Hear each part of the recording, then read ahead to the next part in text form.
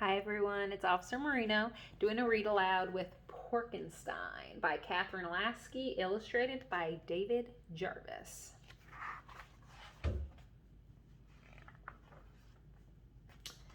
Dr. Smartpig was a famous inventor, but he didn't have any friends. His two brothers had been eaten by the big bad wolf a year ago, and he had been very lonely ever since. You can see him by the fire. It looks like those are him with his brothers. Tomorrow is Halloween, he thought sadly. What fun is Halloween without any friends? Suddenly, he had an idea. I'm an inventor. I can invent a friend. I'll never be lonely again. Dr. Pig was excited. He ran to his laboratory. I shall invent a pig that is bigger and better, absolutely wolf-proof, he squealed. Then he mixed some chemicals in a beaker and went to bed. So here's Dr. Pig behind him. You can see some of his work on the chalkboard. A pig, a fish pig, happy Halloween. Buy cat food, mice are cool. Apple to pear, pig and a bat. At dawn, Dr. Pig raced to his laboratory. The beaker glowed mysteriously. Then something leaped up and squirted him in the eye. Oh dear, cried Dr. Pig, something's gone wrong. I've invented a pigfish. He put the pigfish into an aquarium and began to mix up a new batch of chemicals, this time with less salt. He put the beaker into an incubator to keep it warm, and off he went to weed his garden.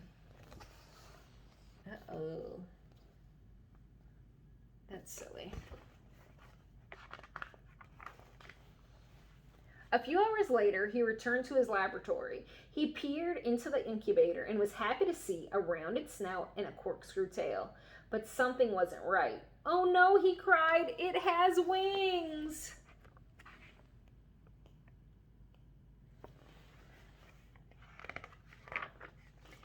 The creature oinked, flew off, and hung upside down from the ceiling.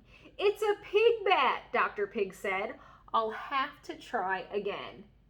Halloween night was getting closer, and Dr. Pig still did not have a friend. He mixed up another batch of chemicals, and this time he hooked the beaker up to his electropigometer.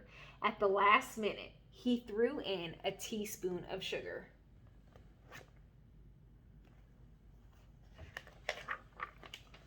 It was almost sunset when he heard loud grunts coming from the lab.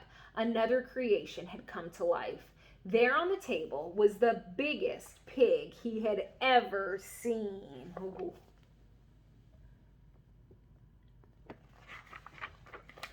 I'm starving, the giant pig shouted. I need food. Feed me, Dr. Pig gasped. Would you like a jelly donut? He asked. The giant pig swallowed it in one gulp, dribbling jelly all over himself.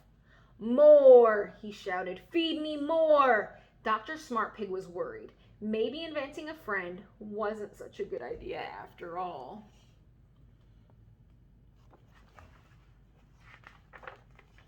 The new pig ate and ate and ate. He ate jars of jam and peanut butter and every bit of food in the house. Then he ate the garbage, including the can.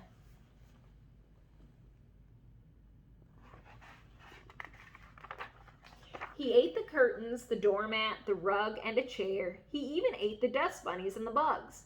What would the neighbors think? This was no friend. It's Porkenstein, Dr. Pig gasped. I've created a monster.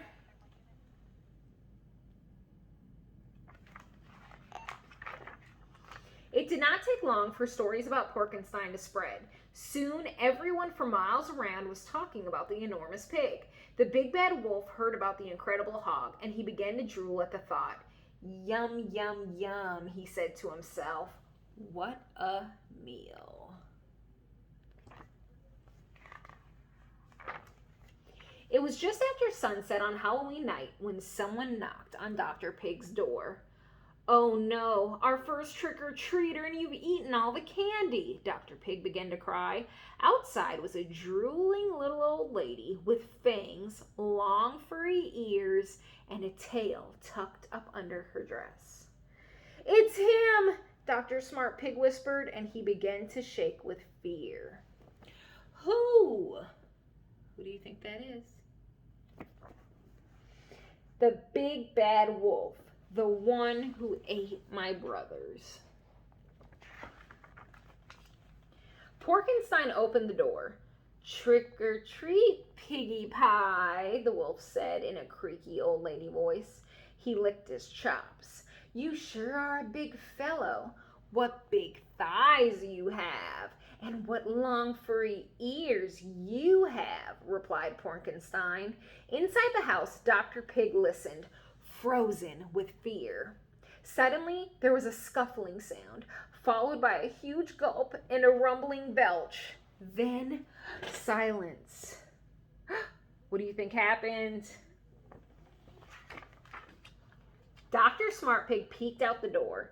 "You didn't," he said, and gasped in disbelief. "I did," Porkenstein smiled.